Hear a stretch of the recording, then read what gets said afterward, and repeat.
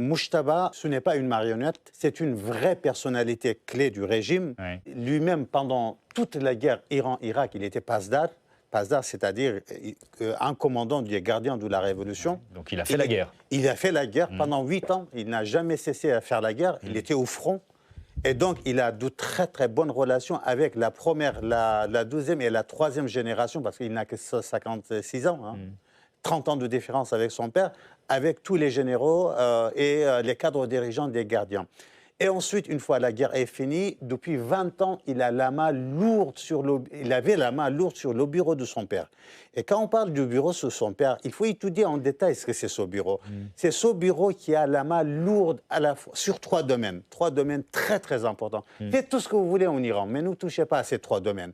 Un, le militaire, notamment les gardiens de la révolution islamique. Donc, Mujtaba avait la main sur les gardiens. Il n'est pas utilisé par les gardiens, il est gardien, il fait partie de ce corps-là.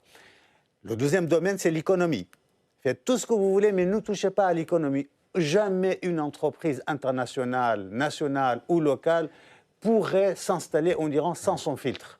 Et le troisième domaine, c'est la relation internationale. La totalité des relations internationales passaient par son filtre. Okay. Et ensuite, quand il arrive, dès le premier jour de son pouvoir, même avant sa nomination, parce qu'une fois son père est disparu, c'est lui qui était déjà dans les coulisses. Mais en tout cas, il y a 2 personnalités qui gèrent le pays, qui ont 2 très bonnes relations avec Mujtaba depuis toujours. Bon, vous nous dites, c'est pas un pantin des gardiens de la Révolution, mais est-ce qu'il est dans la continuité de son père ou pas? Non.